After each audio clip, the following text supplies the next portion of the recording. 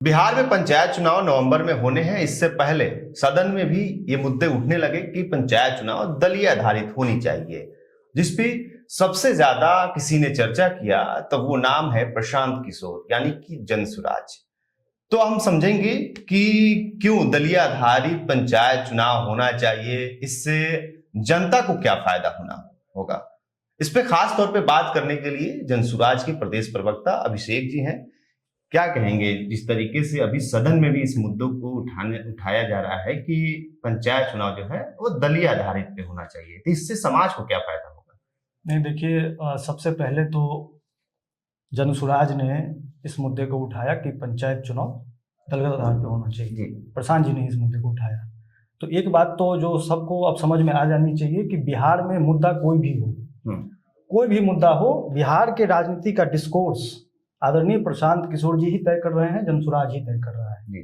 चाहे वो वृद्धा पेंशन की बात हो, चाहे वो आपका शराबबंदी का मामला हो, चाहे वो हर प्रखंड में एक अच्छा शिक्षा संस्थान खोलने की बात हो, तो और ये चाहे पंचायत दलगत आधार पर हो, पंचायत चुनाव इसकी बात हो। अब पंचायत चुनाव दलगत आधार पर जनसुराज क्यों कह रहा है, इसके पीछे मुख्य तौर पर दो वजह है। पहली वजह ये है कि आज जो पंचायत प्रतिनिधि हैं, कहीं ना कहीं उनका सत्ता से कोई ज्यादा सरोकार नहीं होता है। वो अपने काम के लिए सत्ता के चक्कर लगाते हैं, राजनीतिक गलियारों में जाते हैं, लेकिन उनकी बात को उतनी महत्व नहीं मिलती है जितनी कि उनको मिलनी चाहिए। दूसरी जो अहम बात है कि जो आम युवा है, जो साधारण परिवार का लड़का है, जो जिसका कि राजनीति में कोई गॉडफादर नहीं है, कोई बैकग्राउंड नहीं है, उसको पंचायत चुनाव में उसके लिए वो लोकतंत्र की पहली सीढ़ी है और वहां से उसका राजनीतिक चुनाव में उसका एक पदार्पण होता है। वहां पर भी आप देखेंगे तो पैसे का बोलबाला है, वर्चस्व का बोलबाला है, और ऐसे में जो साधारण युवा समाज के लिए कुछ करना चाहता है, अपने क्षेत्र के लिए कुछ करना चाहता है, उसको वो मौका नहीं मिल पाता है। तो अगर ये दलगत आधार पर ये चुनाव होंगे तो कहीं ना कहीं पार्टी की शक्ति, पार्टी का संसाधन उस आम युवा के पीछे अगर लगेगा तो कहीं ना कहीं उसके लिए भी राजनीति में पदार्पण होना उसके लिए भी आसान हो जाएगा। पिछली बार भी अगर विधानसभा की बात करें तो जनसुराज की जो स्थिति रही वो सबने देखा। तो आपको क्यों लगता है कि आप उन युवाओं के साथ खड़े होंगे जिनका कोई सरोकार नहीं है, जिनके पास कुछ है नहीं?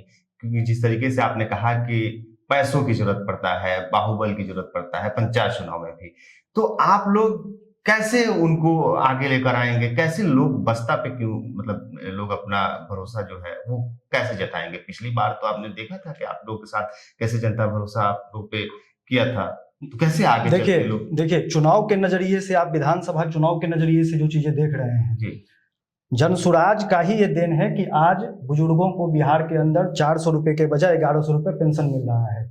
वो तो मुद्दा तेज नहीं उठाया था जी, नहीं, ये मुद्दा पहली बार प्रशांत किशोर जी नहीं उठाया था। आप देखेंगे कि जनसुराज ने ही बिहार में हर प्रखंड में एक अच्छा शिक्षण संस्थान खोलने की बात की है, जो आज सदन में भी लोग चर्चा कर रहे हैं, उसके लिए काम कर रहे हैं। आप देखिएगा कि शराबबंदी से बिहार को नुकसान हो रहा है, ये बात घर घर जाकर प्रशांत किशोर ने बताया है, तब जाकर आज बिहार के सभी पार्टियां इस पर चर्चा कर रहे हैं। तो कहीं ना कहीं जनसुराज को आप चुनाव के नजरिए से अगर आप देख रहे हैं तो चुनाव परिणाम हमारे पक्ष में नहीं रहे हैं। उसके बहुत सारे कारण हो सकते हैं, लेकिन आपको ये नहीं भूलना चाहिए कि जनसुराज ने बिहार में जाति की राजनीति नहीं की। जनसुराज ने बिहार में धर्म के नाम पर, नफरत के नाम पर लोगों को बांट कर राजनीति नहीं किया है। जनसुराज ने बिहार के मुद्दों की राजनीति की है। इसीलिए आप देखिए कि चुनाव से पहले तक जितना समर्थन जमीन पर जनसुराज को, आदरणीय प्रशांत किशोर को मिल रहा था, उतना समर्थन किसी पार्टी को नहीं मिल रहा था। जितनी बड़ी बड़ी सभा प्रशांत किशोर जी की हुई, उतनी किसी पार्टी के नेताओं की नहीं हुई। और चुनाव के बाद भी आज भी एकमात्र उम्मीद बिहार में अगर कोई है तो वो जनसुराज और प्रशांत किशोर जी ही हैं। चाहे बिहार में चुनाव के बाद किसी की भी सरकार बनी हो, जब लोगों के साथ अन्याय हो रहा है, जब लोगों के साथ किसी तरह का मामला हो रहा है, तो प्रशांत किशोर जी को ही याद कर रहे हैं। नीट छात्रा के मामला में आपने देखा कि जब आदरणीय प्रशांत किशोर जी वहां पर पहुंचे तब एसआईटी गठित हुई। उससे पहले सरकार सो रही थी, उससे पहले ये पुलिस प्रशासन इस मामले को खत्म करने के लिए लिपापोती का काम कर रहा था। तो जनसुराज एक बहुत ही महत्वपूर्ण भूमिका में बिहार में है और आगे भी रहेगा। और जहां तक पंचायत चुनाव को दलगत आधार पर कराने की बात है, तो जनसुराज कोई ऐसी बात नहीं करता है जिससे जनसुराज को फायदा हो, कि प्रशांत किशोर को फायदा हो, कि जनसुराज के कार्यकर्ता को फायदा हो। बिहार के हित में जो बात है, प्रशांत किशोर जी वो बात करते हैं। अब बिहार के हित में ये है कि दलगत आधार पर पंचायत चुनाव होना चाहिए, ताकि जो लोग पंचायत के प्रतिनिधि के तौर पर चुन कर आते हैं उनकी बात को सत्ता के गलियारों में सुनी जानी चाहिए। आज स्थिति क्या है कि जब ये पंचायती राज व्यवस्था की परिकल्पना हुई थी तो परिकल्पना में ये बात थी कि यहाँ पर कम से कम 1/3 विकास का पैसा पंचायती राज के माध्यम से खर्च होगा। यहाँ पर 20-30 साल का आप रिकॉर्ड देख लीजिए, 3% पैसा यहाँ पर खर्च हो रहा है पंचायती राज के माध्यम से। दूसरी बात, जितने भी योजनाएं आ रही हैं, एक तो योजना आ नहीं रही है, ऊपर से जितनी भी योजनाएं आ रही हैं उसका सारा पैसा बंदर बांट हो जा रहा है। पटना में बैठकर कुछ अधिकारी ये तय कर दे रहे हैं कि किस पंचायत में क्या किसकी जरूरत है। तो फिर तो ये पंचायती राज का जो पूरा कॉन्सेप्ट था, जिसमें ग्राम स्वराज की बात थी, जिसमें लोकल गवर्नेंस की बात थी, लोकल बॉडी पर डिसीजन मेकिंग की बात थी, ये सब धराशायी हो चुका है, धज्जियां उड़ गई है सारे नियमों की। क्यों? क्योंकि पटना में बैठकर कुछ अफसर ये तय कर रहे हैं, बहुत बड़ा आरोप लगा रहे हैं, पटना में बैठकर कुछ अफसर ये तय कर रहे हैं कि कैसे किस गांव में कितनी राशि खर्च होनी है। वो पैसा पटना से जाता है, बंदरबाट हो जाता है। अब देखिए, अब होता क्या है कि जनता ने तो मुखिया को चुना है, जनता ने तो वार्ड को चुना है, जनता अपने प्रतिनिधि को चुनती है। जो पैसा योजना में खाया जा, जो भ्रष्टाचार का भेंट चल रहा है, वो तो सिर्फ प्रतिनिधि नहीं खा रहे हैं, प्रतिनिधि के साथ साथ वो पैसा अफसर के, ज्यादातर पैसा अफसर के भेंट चल रहा है, अफसर खा रहे हैं। तो हो क्या रहा है कि पिछले बार का चुनाव आप देख लीजिए, 90% वार्ड सदस्य चुनाव हार गए, 80% मुखिया चुनाव हार गए। क्यों? क्योंकि जनता के प्रति जवाबदेह अफसर नहीं है, जनता के प्रति जवाबदेह वो मुखिया है, जनता के प्रति जवाबदेह वार्ड सदस्य है। तो अफसर तो आज भी वही बना हुआ है, अफसर आज भी बैठकर भ्रष्टाचार कर रहा है। लेकिन जो प्रतिनिधि भ्रष्टाचार जिनको करना पड़ता है मजबूरी में, उनकी मजबूरी हो जाती है कि वो पैसा ऊपर दें, तभी उनके पास विकास का फंड आएगा।